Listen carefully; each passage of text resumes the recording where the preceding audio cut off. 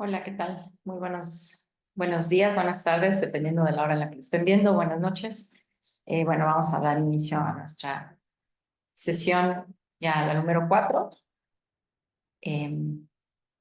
Pues bueno, antes de comenzar con los temas que deseo revisar con ustedes en esta sesión, comentar que sobre las actividades asignadas, pues bueno, en el caso del control de lectura, en el primer control de lectura, comentar que ya califiqué algunas de las respuestas que necesitaban calificación manual y observé que algunas de las personas inscritas no pudieron terminar sus respuestas porque se les cerró el sistema, como se cerraba a las 23:59 pues bueno, no tuvieron la oportunidad de concluir la redacción de la respuesta y tienen por ahí pues esas respuestas faltantes. Entonces, comentarles, les dejé unos comentarios en sus calificaciones donde les invito a que me puedan enviar por correo pues la respuesta en extenso para que si quieren que se las califique, pues adelante. Y con relación a la actividad asignada para el día de ayer, miércoles 25 de septiembre. Mencionar que, digo, es una fecha límite, pero entiendo que al ser un programa profesionalizante, pues varias personas de ustedes tienen que estar conciliando trabajo con otras actividades, quizá personales, familiares, de cuidados, etcétera, junto con el estudio. Entonces, no hay ningún problema de mi parte. Sepan que estoy abierta para recibir estas actividades de manera extemporánea invitarles a aquellas personas que sientan que su tema quizá cuesta trabajo ubicarlo desde políticas criminológicas, teorías criminológicas, pues está también la otra vía, ¿no? La otra posibilidad de hacerlo desde las teorías de la seguridad, de las teorías del riesgo, etcétera. O sea, aquí la intención es que sus proyectos de intervención vayan nutriéndose de lo que vamos revisando en este curso. Pues bueno, ya habiendo dicho eso, mencionarles que espero dar una sesión breve. Disculpen si voy rápido, pero bueno, esta grabación la estoy haciendo en el inter entre una clase y otra. Entonces, bueno, aquí un tema que no terminé de aclarar la sesión pasada fue cuál es la relación entre la seguridad humana con las otras topografías de la seguridad. Recuerden que la intención es ver la seguridad como un continuo, ¿no? Como una cosa que tiene una sola cara, pero digamos con distintos niveles, ¿no? Con distintos ángulos desde los que se les puede mirar. Entonces, una intención o la intención de estas primeras diapositivas de la sesión es presentarles, pues, de manera, digamos, muy rápida, qué significa, por un lado, la seguridad internacional, la seguridad nacional, la pública, la ciudadana y cómo se relaciona con la seguridad humana. Que sepan que dado que la seguridad es un continuo, una sola cara, no es que sean aspectos que estén necesariamente en oposición o que necesariamente implique cosas distintas. En algunos puntos, como lo muestra un poco esta gráfica, es que hay intersecciones, hay puntos en los que se unen estas distintas topografías de la seguridad. Y por supuesto también no es que todo esté armónico y las relaciones entre las distintas topografías de la seguridad sean, digamos, del todo resueltas, sino que hay puntos en los que hay tensión, ¿ok? Y lo vamos a mencionar enseguida. Entonces, para empezar, pues la seguridad internacional, ¿no? Puede entenderse como todas estas acciones, medidas, programas, instrumentos y herramientas que se implementan por lo que conocemos como una sociedad internacional o comunidad internacional. Estos son dos conceptos que van ahí un poco utilizándose. Para algunos podemos hablar no de una sociedad internacional, sino de una comunidad.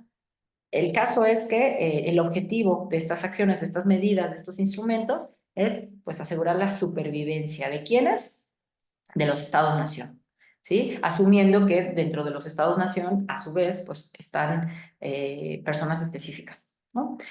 Entonces, en ese sentido, número uno, pues digamos que este es como el mayor nivel, digamos, desde el que se puede mirar la seguridad, ¿no? Estamos hablando ya desde una perspectiva mundial, ¿no? Obviamente constreñidos efectivamente al planeta Tierra. Habrá gente que a lo mejor esté hablando ya ahorita de niveles, digamos, extraplanetarios en términos de seguridad, que por supuesto es un tema importante, ¿no? la conquista del espacio, etcétera, pues es un tema que se está hoy viendo, hoy día, ¿no? Y que no existe realmente un tema de gobernanza o que no existen reglas, leyes al respecto. Y los instrumentos que derivan básicamente de la seguridad internacional tienen que ver con las teorías realistas y neorrealistas, liberales y neoliberales de la seguridad. Básicamente es el uso de la fuerza a través de la guerra, del conflicto bélico, con el objetivo de vencer al enemigo, o también desde la visión liberal neoliberal, pues la diplomacia, el establecimiento de organizaciones internacionales que generen en cogobernanza, digamos, determinados instrumentos que permitan a la comunidad internacional, pues eso, autogobernarse, ¿no? Y por supuesto también están otros esquemas como las sanciones económicas, los bloqueos, etcétera. Son instrumentos que permiten alcanzar seguridad. Aquí dentro de las organizaciones más pues, importantes, pues obviamente tenemos la Organización de las Naciones Unidas, a través de una de sus instancias, una de las más importantes, si no es que la más importante, pues el Consejo de Seguridad y la Asamblea General.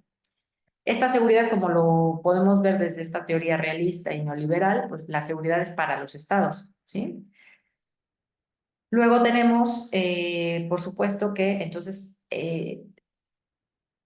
este es un nivel muy macro de seguridad, pero no deja de ser, hasta cierto punto, como se mencionaba en la primera lectura que les pedí que hicieran, paradójico que sea en este nivel de seguridad donde surge el concepto de seguridad humana, ¿no? Es precisamente desde este entramado internacional donde emerge el concepto de seguridad humana.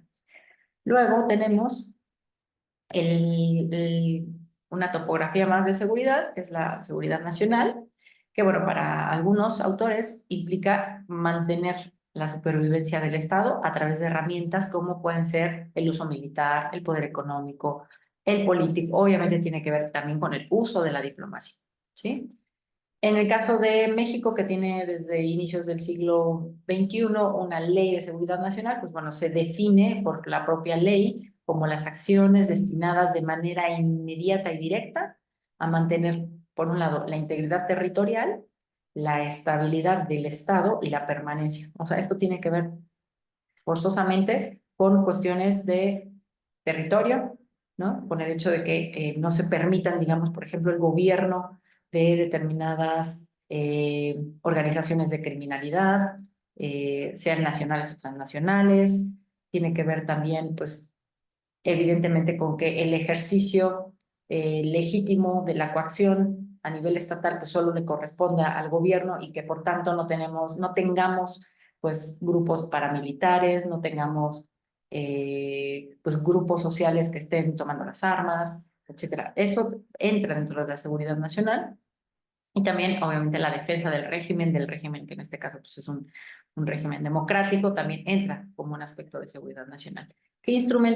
¿Con qué instrumentos cuenta la seguridad nacional? Bueno, además de los dos que ya vimos, o de los tres que vimos en el caso de la seguridad internacional, pues se agrega también el poder militar que cada estado tiene, ¿sí? La inteligencia, aspectos de ciberseguridad y obviamente todo lo que tiene que ver con el control fronterizo y regulación de migraciones. Eso por cuanto a seguridad nacional. ¿Qué diferencias, digamos, tendría con la topografía de la seguridad humana? Pues bueno, que esta seguridad todavía está observándose o viendo al Estado como el sujeto referente. Si se fijan aquí, no hay en ningún momento dentro de las definiciones la mención a las comunidades, a las personas, etcétera, ¿no? Entonces todavía estamos anclados en teorías realistas y liberalistas o liberales de la seguridad. Luego tenemos a la seguridad pública, que al igual que la seguridad nacional, en el caso de México, tiene su propia definición a nivel constitucional, ¿no? Y esa es la definición que yo opté por presentarles a ustedes, tal cual en el párrafo noveno de la Constitución, párrafo noveno del artículo 21 de la Constitución, se dice que la seguridad pública es una función del Estado mexicano, ¿no? ¿Quiénes lo desarrollan? Pues bueno, los distintos niveles de gobierno, la federación, los estados y los municipios. ¿Cuál es la finalidad de la seguridad pública? Al ser una función, que además es una función concurrente, Pues bueno, en primer lugar es salvaguardar la vida de las personas, independientemente de su estatus jurídico, de su estatus administrativo en determinada, en México, ¿no? Es decir, si tienen una situación regular o irregular de permanencia en México, eso es independiente, se tiene la obligación de salvaguardar sus vidas, sus libertades, su integridad, el patrimonio de las personas, y al mismo tiempo la seguridad pública busca conseguir, digamos, o generar tanto la preservación del orden público como generar paz social, ¿no? Entonces, bueno, como se puede observar, son varios los objetivos que se persigue de acuerdo con la manera como se define la seguridad pública en México, y que sepan desde ya pues, que en ocasiones estos fines que están establecidos en este artículo 21 de la Constitución, pues pueden entrar en tensión, ¿sí? Por un lado, eh, el objetivo de salvaguardar libertades puede hacer que determinados colectivos de la sociedad se movilicen, y esto, desde una perspectiva de orden público, puede ser leído como desorden público, ¿no? O sea, como, bueno, hay una manifestación, hay un grupo disidente. Eso puede ser entendido como una causa de desorden público o que está interrumpiendo o poniendo en riesgo la paz social, y entonces, digamos que entran en tensión estos distintos fines de la seguridad pública en México. ¿Cuáles son los instrumentos de la seguridad pública?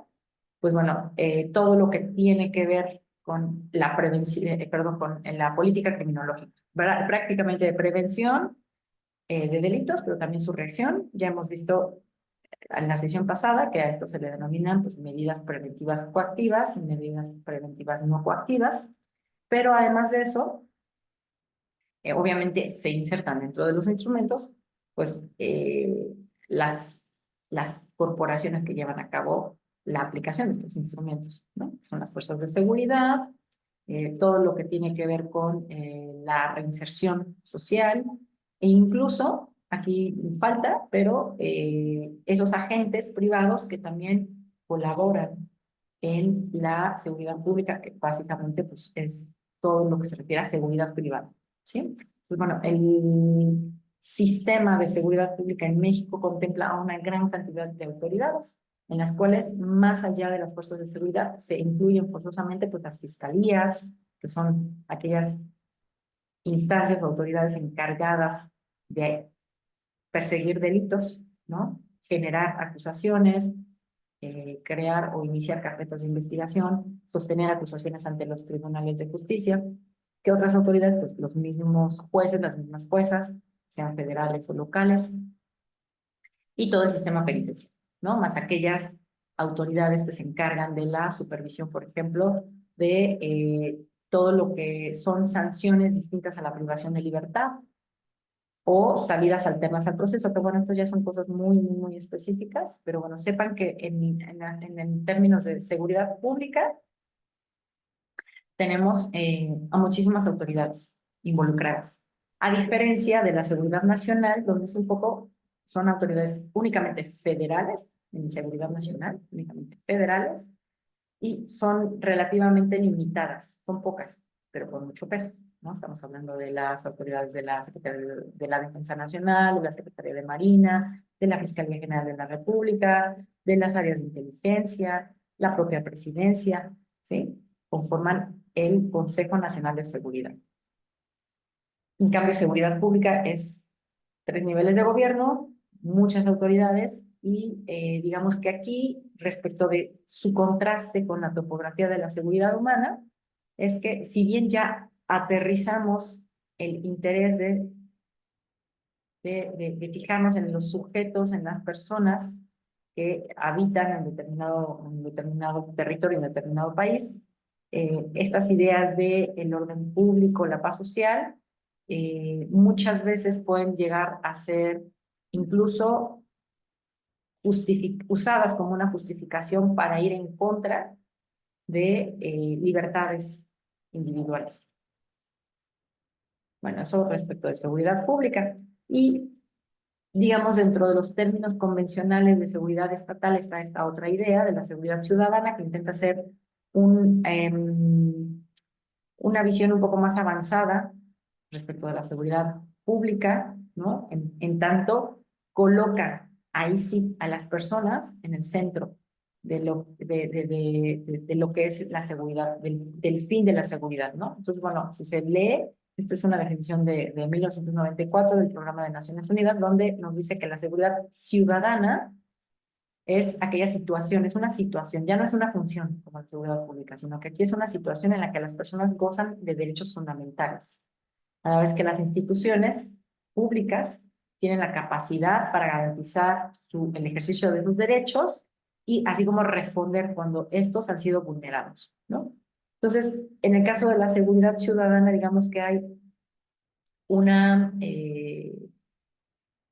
una cualidad distinta en la medida en la que colocamos a la ciudadanía, digamos, o a las personas, ya se va recorriendo el foco hacia las personas en concreto, y también los instrumentos que utilizamos son importantes.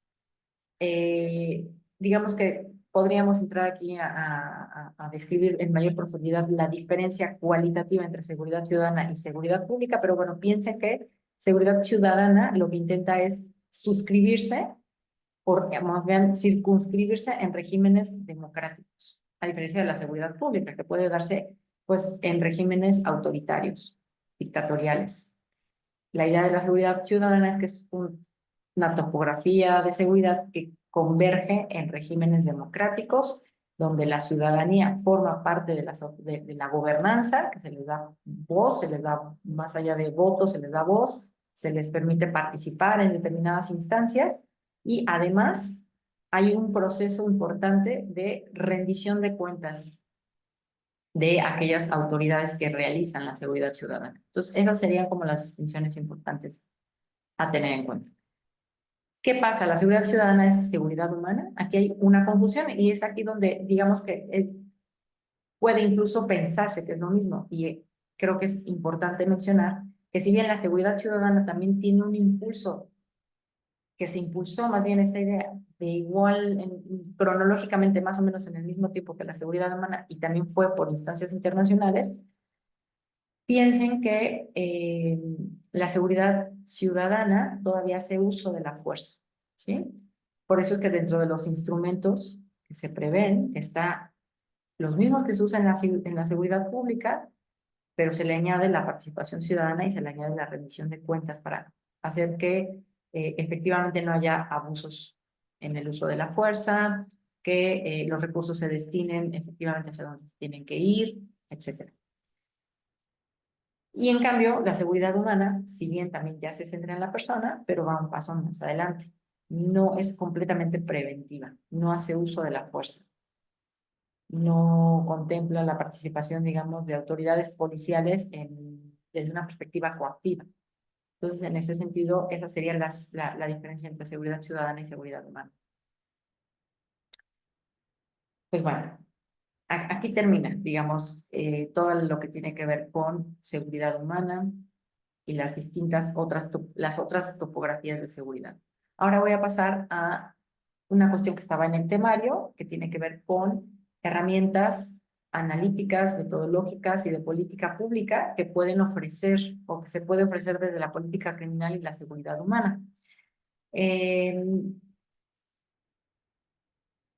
Realmente es un tema que, confieso, me costó un poco de trabajo preparar, porque realmente cuando uno entra, digamos, a este tema, se encuentra con que la información está como muy atomizada sobre cosas muy específicas de política criminológica, por ejemplo, cómo tratamos a las personas en prisión, si la prisión funciona, todo lo que tiene que ver con penas comunitarias, la reinserción, etcétera, ¿no?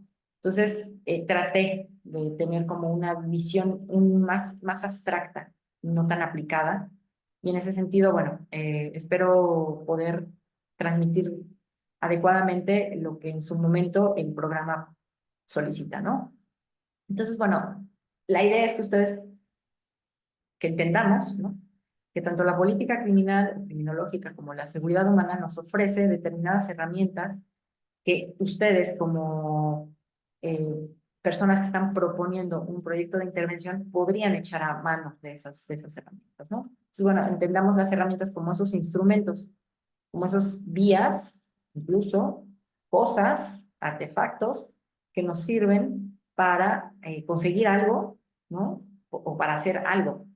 Entonces, obviamente, estos dos campos disciplinarios, la seguridad humana, la política criminológica, pues buscan, ahora sí que inequívocamente, la reducción de la violencia, la reducción de las conductas antisociales, la protección de los derechos humanos, y en este sentido, pues es por eso que se ha considerado la utilidad de plantear una asignatura como esta, que tenga tópicos de política criminal y tópicos de seguridad humana, y ver estas dos áreas disciplinarias como complementarias.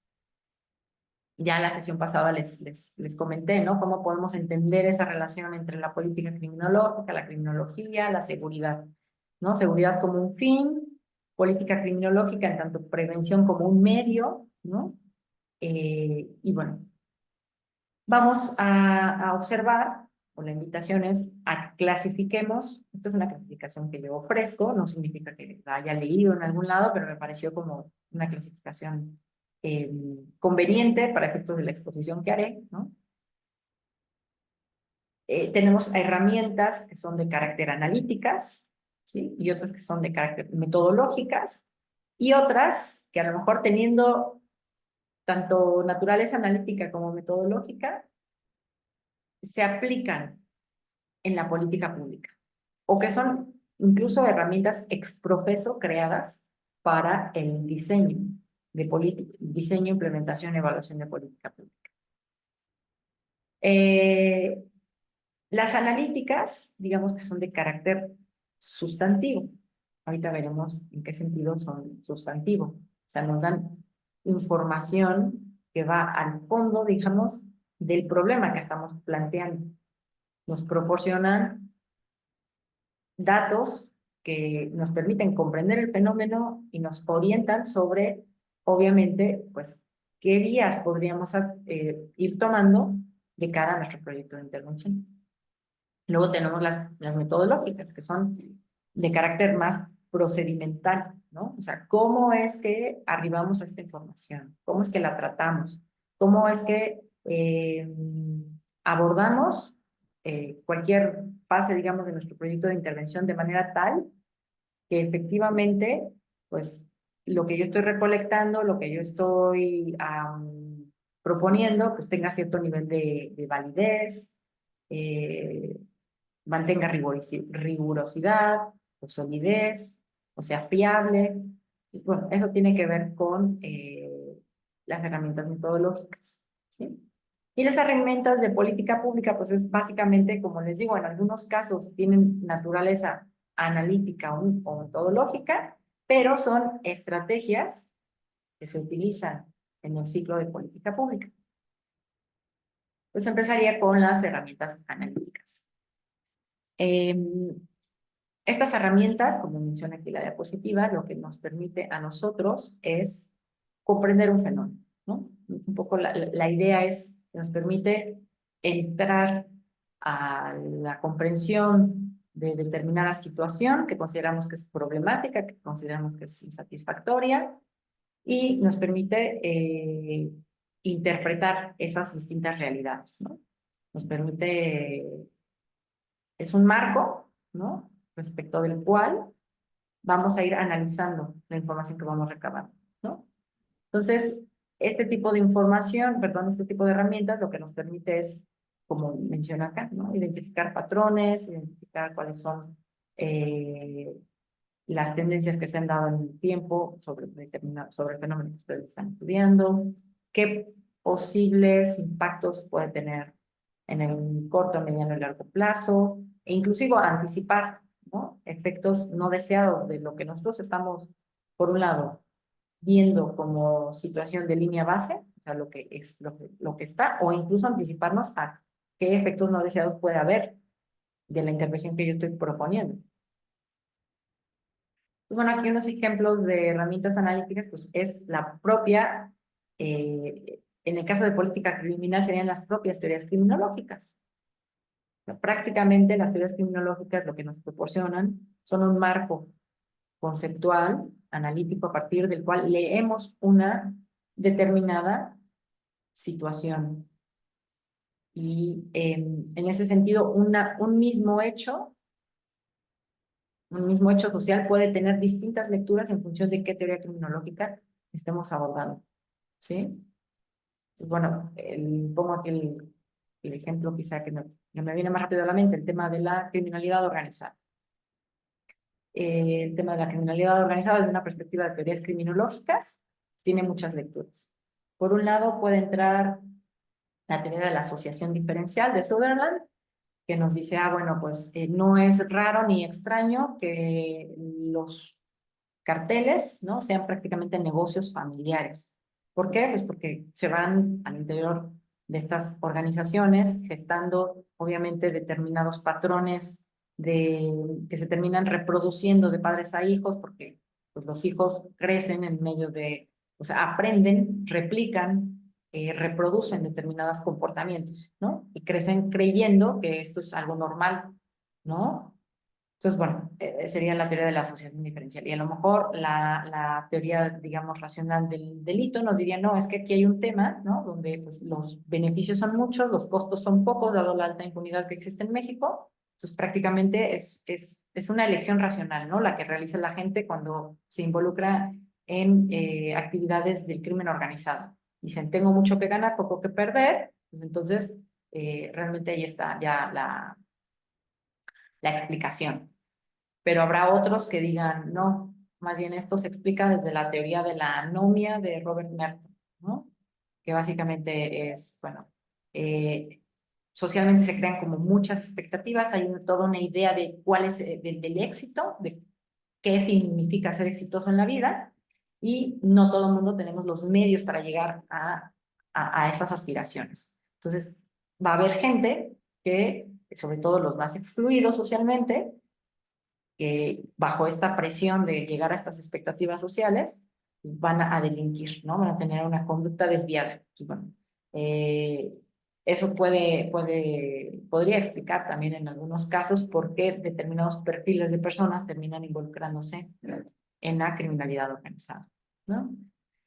Y podemos así seguir prácticamente explicando desde las teorías criminológicas un mismo fenómeno.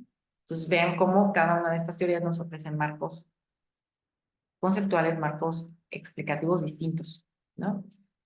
Luego también obviamente tenemos una serie de indicadores de política criminal que nos permiten analizar una situación, ¿no? Pues podemos desde cifras tan básicas como cuál es la tasa de homicidios, la tasa de delitos, los índices de letalidad en el caso de la fuerza, bueno, cuando se hace uso de la fuerza policial. Tenemos una gran cantidad de datos, más bien de indicadores que que nos permiten entender una determinada situación. Y luego, en cuanto a seguridad humana, pues lo que veíamos la sesión pasada, ¿no? Hay muchas teorías de la seguridad que nos permiten entender determinadas situaciones bajo un foco diferente. Así como ocurre con la política criminológica, también ocurre con las teorías de la seguridad. Pues bueno, esas serían las herramientas de tipo analítico, ¿sí? ¿Qué retos existen en este tipo de herramientas? Bueno, obviamente, como un poco retomando las teorías decoloniales de la seguridad, pues entender, ¿no? Que el origen de estas teorías, ¿no? De estos conocimientos, de estos saberes, de estos sistemas epistémicos, pues están muy bien localizados, ¿no? Y que surgieron en un contexto cultural, en un contexto social específico, ¿sí? Y que por tanto tenemos que ser muy cuidadosos y cuestionarnos constantemente, ¿no? Sobre, bueno, estas teorías son capaces de reflejar efectivamente la situación que se vive actualmente en el fenómeno que yo quiero intervenir, si son capaces de explicarlo, qué cosas de esas teorías Recuerden que un poco la teoría intenta hacer eso, ¿no? Una explicación general, ¿no? Y abstracta a determinados fenómenos, ¿no? Entonces, en ese sentido, pues, al margen, digamos, de los contextos culturales, históricos o sociales específicos de cada época, pues las teorías tienen ese valor, ¿no? Precisamente en que son explicativas de manera, en circunstancias eh, generales, ¿no? Entonces, siempre es importante revisar, ¿no?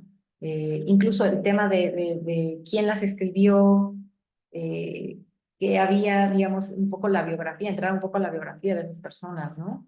¿Qué sesgos podrían tener esas personas? Por ejemplo, desde la perspectiva eh, de la criminología, es muy bien visto y se sabe, ¿no? Que muchas de las teorías criminológicas se generaron, pues, refiriéndose al delincuente como un hombre joven y obviamente hombre, ¿no? Entonces, muchas de esas teorías no alcanzan a explicar otros tipos de delincuencia que rompen con esa regla o con ese modelo del delincuente.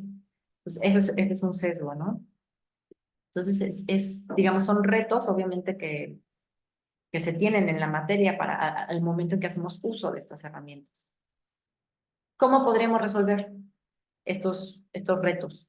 Bueno, me parece que la respuesta es que la tenemos que resolver en el andar de sus proyectos de intervención, echando mano de esta idea de la reflexividad, ¿no? Que es esta capacidad que tenemos todas y todos de cuestionarnos constantemente, de ser críticos, de todo lo que tenemos por supuesto en nuestra vida y que lo damos por descontado, es como regresar y decir, a ver, necesito revalorar, necesito revisar estas ideas. De tal manera que nos permita eso, tener una postura. No significa que constantemente tengamos que ir a los orígenes de todo y entonces comenzar a estudiar todo desde cero, no, no necesariamente, pero sí adoptar una postura un poco más escéptica, ¿sí? Y cuestionarnos eso, tanto lo que vienen en los textos como lo que yo les digo, como lo que nos dice el gobierno de las políticas públicas que está generando, desarrollando, de los resultados que obtiene, etcétera, ¿no? Entonces, bueno, ¿cómo lo logramos? Bueno, ya avancé creo que es necesario que ustedes siempre se cuestionen los supuestos detrás de cualquier tipo de teoría, ¿sí? Ustedes integren esta capacidad crítica en todo el proceso de diseño de su proyecto de investigación, de intervención, perdón, y que incluso cuando se evalúan aspectos relacionados al impacto de decisiones políticas, de decisiones públicas, pues se hagan evaluaciones también reflexivas, o sea, que no nos vayamos únicamente con los indicadores que tenemos, ¿sí? Porque ya hay unos indicadores que son, digamos, los estándares, ¿no? La tasa de delincuencia por cada 100.000 habitantes, la tasa de víctimas, tasa de homicidios, etcétera. O sea, quizá aquí comenzar a pensar en que necesitamos también incluir aspectos que no necesariamente son fáciles de cuantificar, pero que refieren cosas cualitativas, ¿no? Que reflejan las voces de las personas involucradas.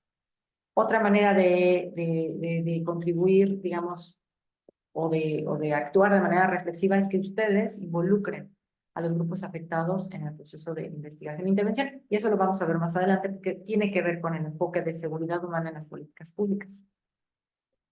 Bueno, pues esas fueron las herramientas analíticas, ¿no? Estamos hablando de teorías, de datos, de cifras, de medidas.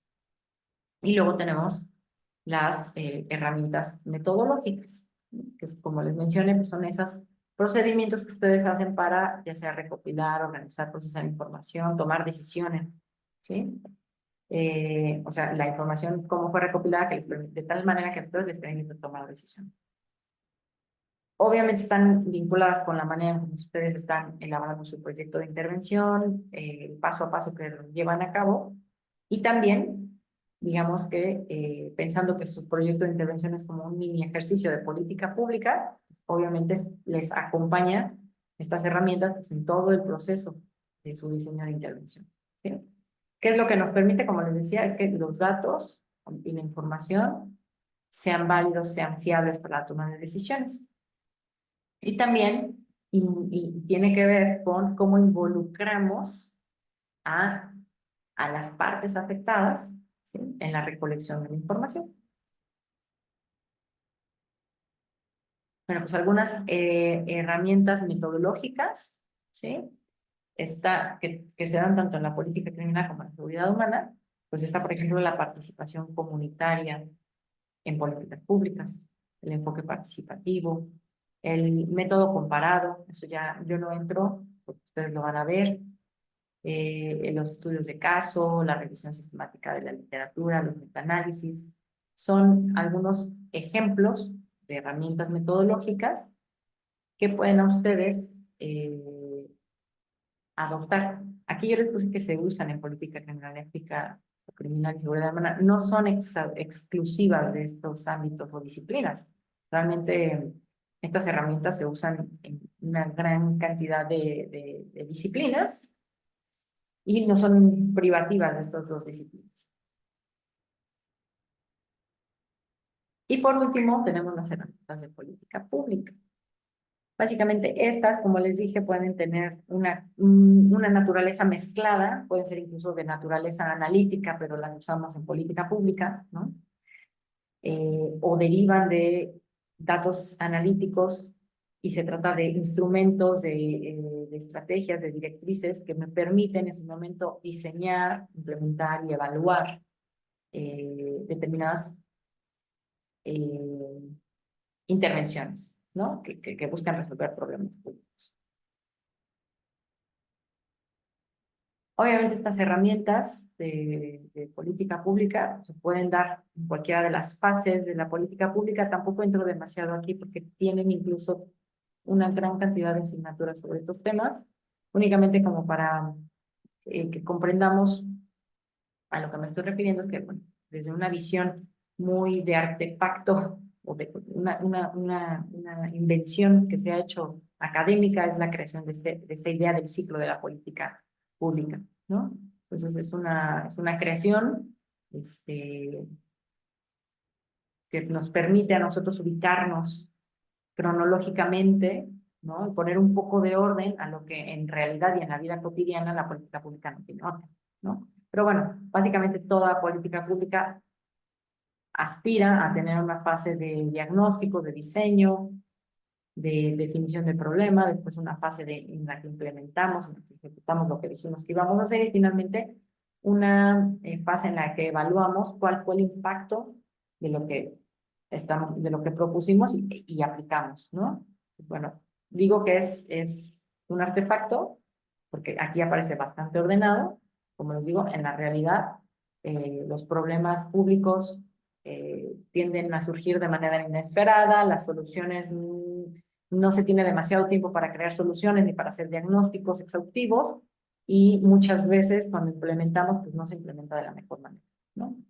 Pero bueno, la idea es que conforme desde el siglo pasado comenzó a trabajarse la disciplina de la política pública, pues que cada vez más tengamos idea de cuáles son las herramientas que se tienen a mano, pues, para lograr políticas públicas efectivas, que esa es la idea, ¿no? Políticas públicas efectivas que resuelvan los problemas.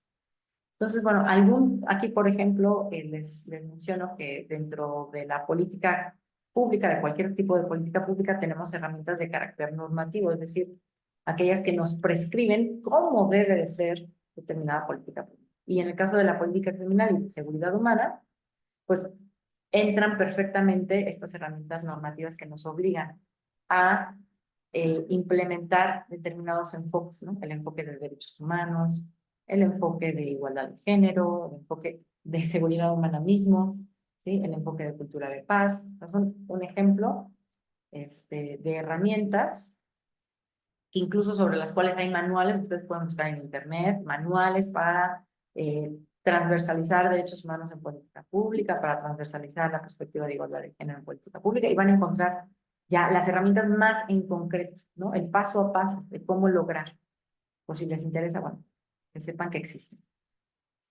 Yo, en lo que queda de la sesión, que básicamente en unos 15 minutos, me dedicaré a revisar dos herramientas que son además de carácter metodológico, que creo yo que les pueden ser de utilidad en sus proyectos de intervención.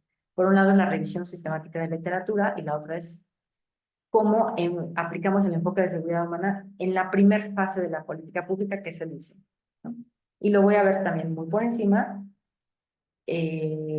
Probablemente este último ustedes lo vean ya en la asignatura específica. Pues bueno, ¿qué es una revisión sistemática de literatura? Bueno, pues ustedes están familiarizados con la revisión de literatura porque seguramente para su proyecto de intervención hicieron una búsqueda de literatura. Sin embargo, piensen que cuando agregamos la palabra sistemática estamos agregando, digamos, cierto nivel ya de solidez a una revisión, ¿sí? Ya no es cualquier revisión, sino que se trata de algo que se ha hecho sistemáticamente, ¿sí? O sea, con cierto procedimiento, ¿no? Cumpliendo ciertas reglas, ciertos estándares. Entonces, como dice aquí, es una síntesis sistemática de todas las referencias bibliográficas disponibles, sean buenas, sean malas, sean críticas, sean pro postura sobre un tema particular. ¿Para qué sirve esta revisión sistemática? Pues un poco para evitar lo que les mencionaba anteriormente de los sesgos, ¿no? La idea es que evitemos sesgos en nuestros posicionamientos. ¿Por qué es importante evitar sesgos en nuestros posicionamientos? Porque en la medida en la que consideramos todas las voces que se han dicho sobre un tema, tendremos una visión más integral del problema que estamos intentando atender. Entonces, el primer objetivo es eso, reducir los sesgos. Después, bueno, también en la medida en la que tenemos información objetiva, nos permite ver cuáles serían las opciones o las soluciones más viables, ¿sí? También nos permite identificar qué no se ha dicho. Nos permite acceder a evidencia rigurosa, tanto a evidencia mala como a evidencia rigurosa, por supuesto, e incorporar esa evidencia a nuestras estrategias de intervención. Entonces, bueno, creo que el llevar a cabo revisiones sistemáticas de literatura es, por tanto, pues útil, importante en el marco de lo que ustedes están planteando hacer en esta maestría. ¿Por qué sería importante en el caso de ustedes? Pues bueno, creo que ustedes tienen la gran ventaja que no están haciendo un programa de investigación, sino que están haciendo un programa profesionalizante que une dos mundos que están totalmente separados, que es por un lado la academia y por el otro lado la política pública, el mundo real de la política pública. Entonces, en la medida en la que ustedes se proponen intervenir las realidades con información producida desde la academia, creo que eso es algo que estamos muy necesitados y necesitadas hoy día. Ustedes van a decir qué es lo que ha funcionado, qué es lo que no ha funcionado, por qué funcionó así, qué circunstancias motivaron que funcionara. La utilidad de la revisión sistemática puede ser diversa. Por un lado, pues a ustedes les ayuda a perfeccionar el entendimiento sobre el problema que están atendiendo, ¿no?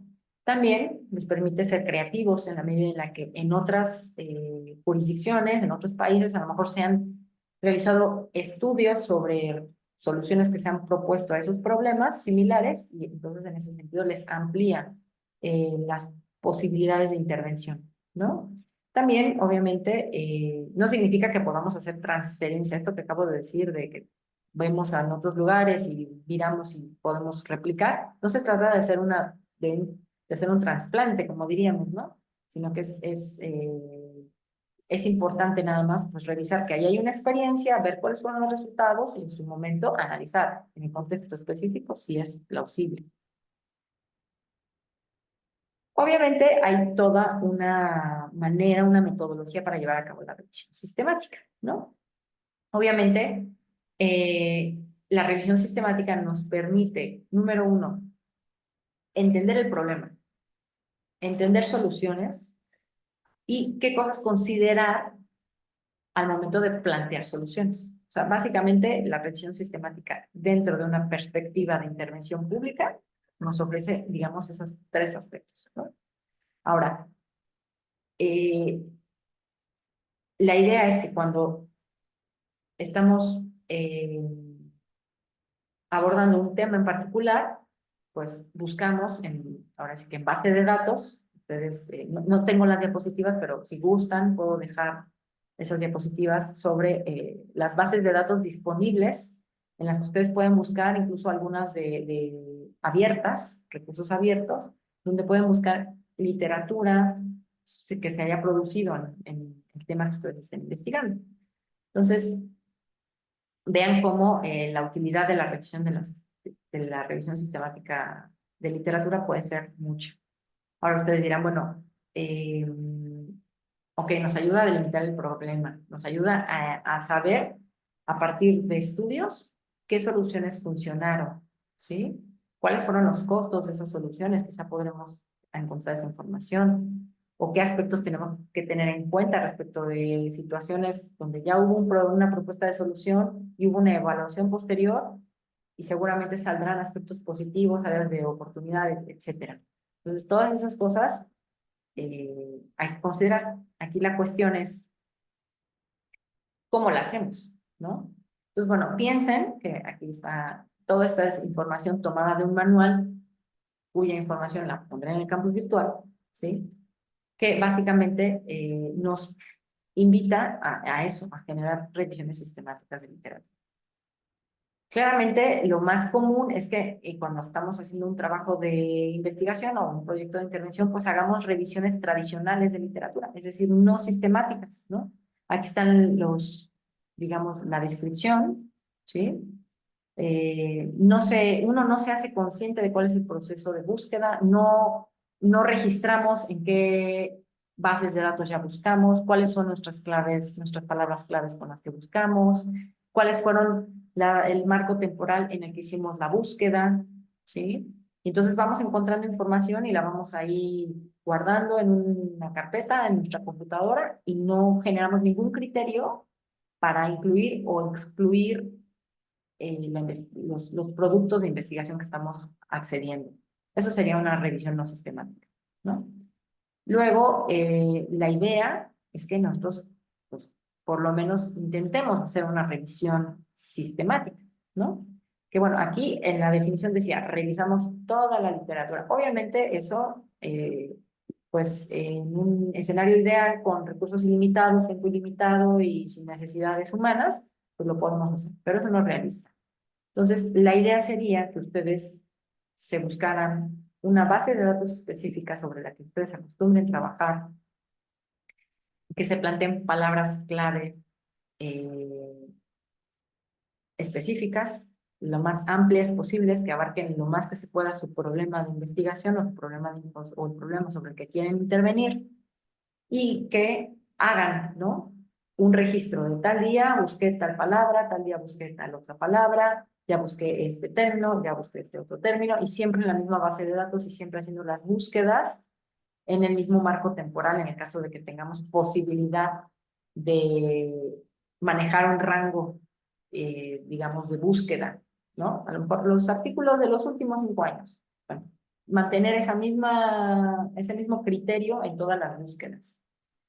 Adicional a eso, necesitaríamos tener criterios de inclusión y de exclusión. Digamos que en un primer momento descargamos toda la literatura, todos los estudios y toda la investigación que se haya realizado sobre el tema. Segundo paso es fijar los criterios de inclusión y exclusión. Por ejemplo, un criterio de inclusión sería, bueno, no nada más voy a utilizar literatura que haya sido dictaminada en revistas que estén en algo que se llama el Journal Citation Report, el JCR, ¿sí? Sino que también voy a incluir revistas que no estén en ese índice, ¿ok? Eso es un criterio de inclusión, ¿sí? Ahora podemos tener criterios de exclusión. Un criterio de exclusión sería, por ejemplo, bueno, yo no voy a revisar artículos que no hayan sido procesados por un dictamen doble ciego, que le llaman, ¿no? Entonces, sería cuestión de revisar en esa revista si hubo un proceso de dictamen de doble ciego, cuando menos, ¿sí? Eso sería un criterio de exclusión, en mi opinión. Otro criterio de exclusión, bueno, pues voy a excluir tesis de licenciatura, que a lo mejor tiene un nivel, digamos, de estudio del tema, pues muy básico. No siempre ocurre eso, hay tesis de licenciatura muy buenas que sería válido utilizarlas bajo un criterio, o sea, este sería una excepción a ese criterio de exclusión, salvo cuando pues realmente la información que se provea en esa tesis de licenciatura cumpla con ciertos criterios de calidad, de validez, de rigurosidad, ¿no? Entonces, bueno, de esto se trata hacer una revisión sistemática de literatura. Obviamente, los pasos normales es, tenemos un protocolo, ustedes ya lo tienen, tenemos una pregunta, ¿no? Seguramente ustedes ya tienen su pregunta, que bueno, dan en este guía que les menciono, se da la estrategia PICO, donde se habla del problema, se habla de la intervención, se habla de la comparación y del resultado. Esto normalmente es en casos en que estemos interesados en contrastar distintas soluciones o intervenciones. Por ejemplo, aquí vienen dos ejemplos de cómo se plantea la pregunta. ¿Es la intervención X1 más efectiva que la intervención X2 a la hora de mejorar determinados resultados en la población Z o en el contexto? Básicamente esa es la pregunta, ¿no? Obviamente estas preguntas están formuladas así porque tienen por intención buscar a través de una revisión sistemática de literatura cuáles son las intervenciones más efectivas, ¿sí? Entonces, digamos que a lo mejor sus preguntas no son de este estilo, tienen una pregunta diferente. Bueno, de cualquier manera, pueden seguir utilizando esta metodología y estos pasos. Ustedes van a tener sus palabras clave, que además van a establecer criterios de inclusión e exclusión, que ya mencioné. Ustedes los eligen, ustedes deciden cuáles son esos criterios de inclusión y de exclusión. Incluso pueden ampliar la búsqueda del tema preguntando a personas expertas, a veces es importante. Y bueno, aquí está, y algunos sugieren consultar también la llamada literatura gris. La literatura gris es denominada así para referirse a aquellos estudios que no cumplieron estándares de calidad y que por tanto no fueron publicadas en estas bases de datos o en estas revistas importantes, pero que a lo mejor son reportes elaborados por una organización de la sociedad civil que trabaja específicamente en mi tema. Por supuesto que esos no han sido dictaminados por doble ciego, pero constituyen una fuente importante de información. Entonces también lo consideramos, ¿sí? Ustedes tienen que evaluar la calidad del material. Es como si ustedes me dicen, bueno, pues aquí hay un estudio que compara determinadas intervenciones en materia de seguridad vecinal, pero este artículo no me habla de la metodología que usó. Si no me habla de la metodología, pues entonces claramente es un problema de calidad, ¿no? Yo tengo que excluir ese insumo de literatura. Obviamente, ya que hicimos esa selección a través de los criterios de inclusión y exclusión, pues me pongo a revisar todo lo que sí fue incluido y sintetizo la evidencia y tomo todo en consideración, sin sesgos. Tanto aquello que va a confirmar mi postura como aquello que va en contra de mi postura. Esto es muy importante, ¿sí? Y bueno, seguramente no les estoy diciendo nada nuevo, discúlpenme si esto resulta bastante repetitivo de lo que ya les están dando en sus clases metodológicas o en el curso propedéutico. Aquí está el nombre de la guía, si les interesa saber más, los voy a poner en el campus virtual. Y por último, hablar de cómo incorporamos el enfoque de la seguridad humana en el ciclo de la política pública, que también en esto no me extiendo demasiado, tienen sus clases específicas sobre el tema. Bueno, pues digamos que un tema distintivo del enfoque de seguridad humana aplicado a la política pública es que hacemos prácticamente o incorporamos a las poblaciones afectadas desde el inicio, ¿sí? Normalmente este trabajo se hace por personas expertas, por técnicos, por funcionarios y pocas veces se permite a la población afectada participar en el diagnóstico de la situación y en el diseño de las soluciones. Entonces, que sepan que la seguridad humana propone eso precisamente, porque el involucrar a las personas afectadas y a las personas vulnerables permite también ir generando capacidades a esta población. Digamos que del lado izquierdo está como la visión tradicional del diseño de soluciones en política pública y de limitación de los problemas, y del lado derecho es pues el enfoque de seguridad humana. ¿Qué es lo que implica? Básicamente que incorporamos colectivamente las visiones de las personas afectadas y de otras voces que quieran hablar sobre este tema, que a lo mejor no son afectadas, pero son expertas y que no normalmente son escuchadas.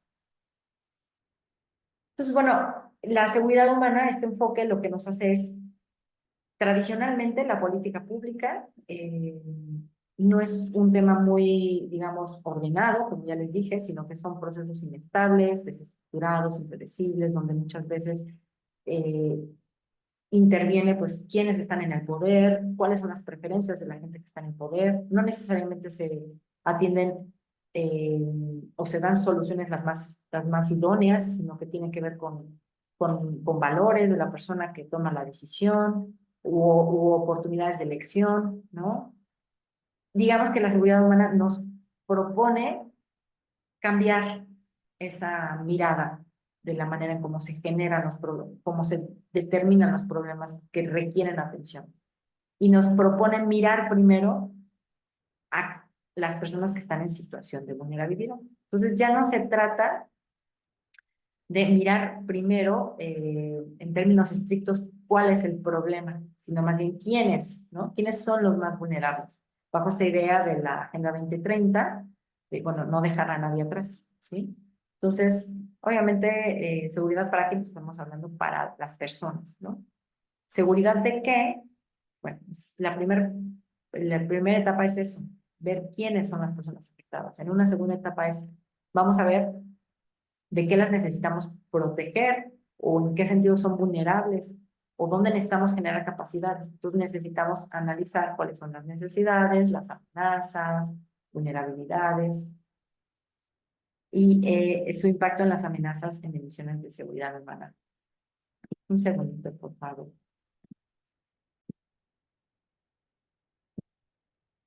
Bueno, disculpas.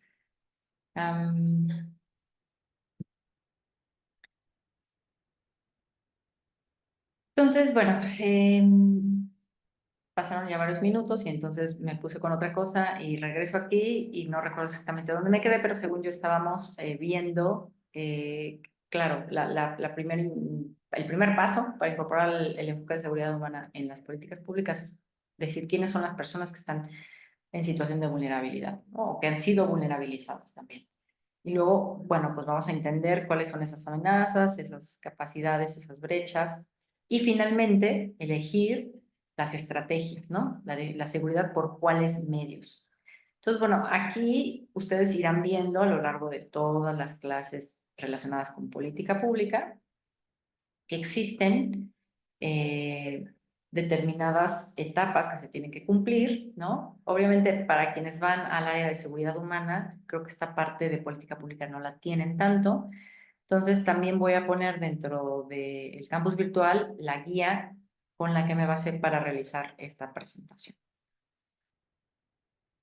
Entonces, para identificar a los grupos afectados, pues la seguridad humana nos dice, por supuesto, que además de recopilar información a través de revisiones sistemáticas de literatura, que provenga de otros países, de otros lugares, que tenga teoría, etcétera, nos dice que necesitamos recabar información sobre el grupo de personas afectadas o la comunidad a quien va dirigido, perdón, ese proyecto de intervención.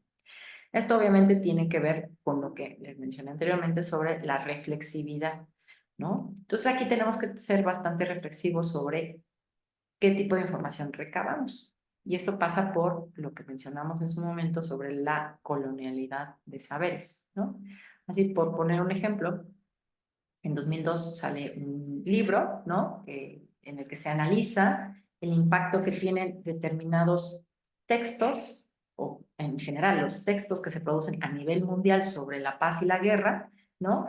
Y cómo estos textos de consulta básica en las universidades contribuyen en determinados países supremacistas o que tienen determinados conflictos bélicos abiertos, pues esos textos contribuyen a mantener justo esas enemistades históricas y van relegando e incluso deslegitimando todas el enfoque de derechos humanos, ¿no? Entonces, es importante.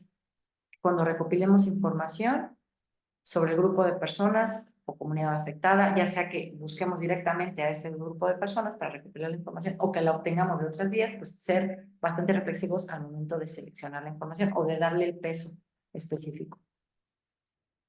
También pasa por establecer sistemas de participación específicos que me permitan a mí recabar información del grupo afectado, que sea información fiel, ¿no? Esa sería como la primer parte. Luego la segunda, sobre seguridad de qué. O sea, ya vimos quiénes son los afectados. Ahora necesitamos ver por qué son los afectados. Y en ese sentido necesitamos revisar cuáles son las carencias que tienen estas personas, es decir, las necesidades. ¿Cuáles son las amenazas? Ya detectamos que las amenazas es un evento que es incierto, que puede ocurrir, ¿no? ¿Qué sería, en caso de que ocurra? Pues es algo que no deseamos. Y la vulnerabilidad, entendida como esta susceptibilidad de una persona, de una comunidad, a ser perjudicada por una amenaza.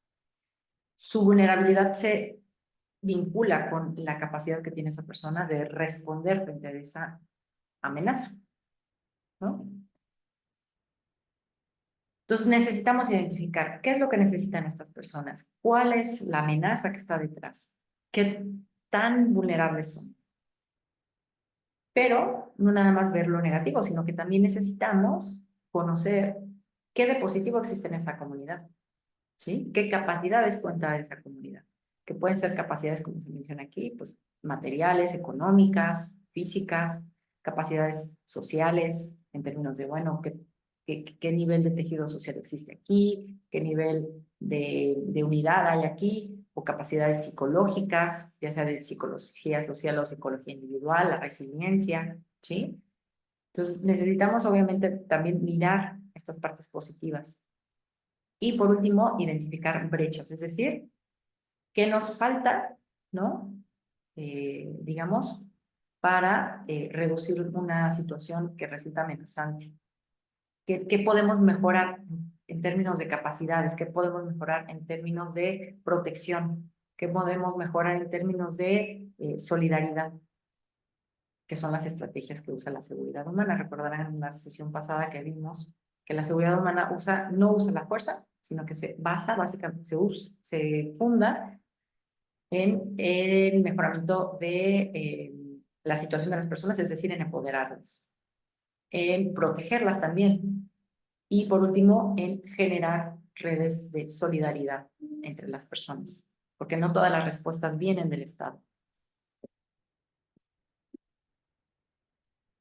¿Qué documentos podemos utilizar para identificar estas necesidades, estas amenazas, estas capacidades o las brechas que tenemos entre la situación actual y lo que deseamos?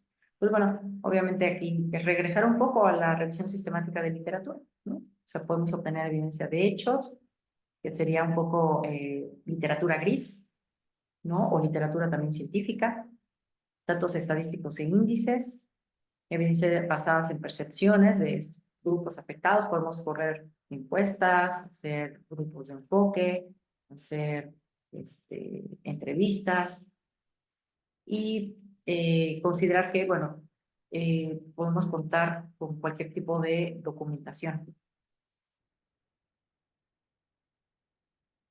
Cuando nos encontramos en el análisis de amenazas, pues tenemos que entender que hay algunas amenazas que son más graves que otras, ¿no? Que hay unas que sí podemos intervenir y otras que no. Entonces tenemos que ir, obviamente, por un lado, identificando aquellas amenazas sobre las que sí podemos identificar y que son las más graves para priorizarlas, ¿no? Priorizarlas y además priorizar también a quienes más afectan. Y en este sentido, tenemos que, desde una perspectiva de seguridad humana, entender cuáles son las dimensiones de seguridad humana afectadas. Recordarán que eran 7, ¿no? Que pasa por seguridad alimentaria, seguridad sanitaria, seguridad económica, seguridad personal, seguridad política, seguridad comunitaria. Y bueno, se me está yendo una, disculpen, pero la idea es que siempre veamos las amenazas y a qué dimensión de seguridad están afectando. Y finalmente, cuando vamos a proponer soluciones, ¿sí? Cuando vamos a definir las estrategias que sean más efectivas para reducir esas amenazas, tenemos que estar muy conscientes de cuáles son todos los actores que que inciden y que están involucrados en ese problema. No nada más actores públicos, actores gubernamentales, sino también pensemos en personajes del ámbito privado, de la sociedad civil organizada, de la academia, etcétera, que pueden tener una incidencia, para bien o para mal. Luego, tenemos que priorizar las estrategias, obviamente, por aquellas que me permitan solucionar aquellas amenazas más relevantes. E ir un paso adelante y ver siempre cuáles podrían ser los efectos no deseados de lo que yo estoy proponiendo. La idea, como les digo, desde la seguridad humana es lograr, por un lado, generar protección, pero por otro lado, empoderar. ¿Cómo empoderamos a la gente? Pues generando capacidades. Y finalmente, una nueva estrategia que surge prácticamente en el contexto del COVID es la solidaridad. ¿Cómo logramos que las personas en su contexto, en su día a día, sean solidarias con el resto de personas? Y bueno, pues aquí prácticamente llega la grabación. Nada más mencionarles que efectivamente, cuando ustedes vean esta idea de aquellos efectos no deseados que no fueron previstos, pues pueden ser tanto cosas buenas como pueden ser cosas malas, ¿sí? Simplemente son cosas que no se previeron. Les dejo un ejemplo. Dije, o sea, lo más lógico cuando estamos en un problema de seguridad pública es decir, bueno, necesitamos más policías. Eso sería una solución, sería la estrategia que normalmente todo el mundo pensaría. Pero bueno, el incrementar policías no necesariamente va a significar que por ende vamos a tener más seguridad, o incluso sí podemos tener seguridad, pero a costa quizá de un mayor número de interacciones abusivas de la policía con la ciudadanía, ¿no? Entonces, sería seguridad para algunos, pero inseguridad para otros, ¿sí? Entonces, es inevitable pensar que, o sea, prácticamente, como decían los teóricos del riesgo, ¿no? Todos los riesgos derivan de una decisión, de una toma de decisión de las personas. Y en este sentido, pues, sus proyectos de intervención no son ajenos a la posibilidad de generar efectos no previstos. Sin duda alguna, el reto principal de esta idea de incorporar el enfoque de seguridad humana en políticas públicas es cómo logramos que las personas participen, ¿no? Cómo logramos que participen voluntariamente cuando además son personas que están en situación de vulnerabilidad o han sido vulnerabilizadas y además no tienen seguramente tiempo, recursos, etcétera, y todavía les pedimos que asuman un rol activo en la definición de soluciones y en la implementación de las soluciones, de las mismas, pues a veces ese es el reto, ¿sí?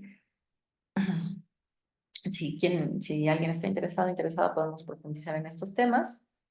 Y bueno, ya por último, mencionarles que como actividad asignada, eh, les voy a pedir que hagan la lectura de un libro que está en formato EPUB.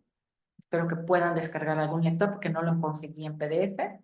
Este libro es de un autor que se sitúa, digamos, dentro de los colonizadores de los saberes, entonces les pido que lo vean, digamos, desde esa perspectiva, que tomen su distancia respecto del autor, pero bueno, me parece que hay cosas interesantes que se pueden rescatar de este libro, que se llama Cómo ocurren los cambios. Es una persona que ha trabajado en Oxfam, que es una organización de la sociedad, bueno, es una organización internacional, ¿no?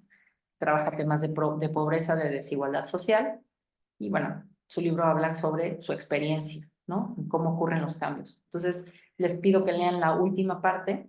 Les voy a pasar todo el libro, pero la idea de que ustedes lean es únicamente la última parte. Como hace referencias a otras partes del libro, pues les dejo todo el libro para quien quiera realmente profundizar en el análisis completo, pues pueda referirse a los capítulos específicos. Únicamente les pido que revisen estas dos secciones, un enfoque de poder y sistemas para que ocurran los cambios y la parte específica del enfoque de poder y sistemas. Esta actividad se relaciona hasta cierto punto con lo que vimos hoy porque habla sobre las herramientas para que los cambios ocurran. Básicamente, políticas públicas es no es otra cosa más que intervenciones deliberadas para resolver problemas. Si queremos cambios es porque hay algo que nos provoca insatisfacción. Entonces, en ese sentido, este libro creo que puede darles una orientación. Sí mencionar que está escrito para un público especializado de personas que trabajan en organizaciones internacionales. Entonces, bueno, ustedes traten como de situarse o de situar esa lectura en su propio contexto, en su propia situación, como estudiantes de maestría que tienen que hacer un proyecto de intervención. Y bueno, a partir de esa lectura les voy a pedir que realicen una actividad en el campus virtual. Yo espero el día de mañana estarles informando que ya está lista la actividad para que participen en el foro. Les pondré ahí las indicaciones y pues bueno, eso sería todo. Les agradezco que hayan llegado hasta acá. Pues prácticamente me dará gusto leerles a quienes entreguen su actividad, digamos, de la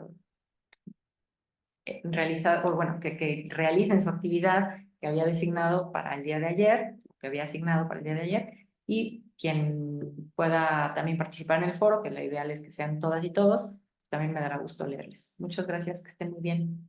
Les dejo hasta la próxima semana, nos volvemos, bueno, yo les grabo un video y ustedes me miran cuando puedan. Espero que estén todas y todos muy bien. Gracias.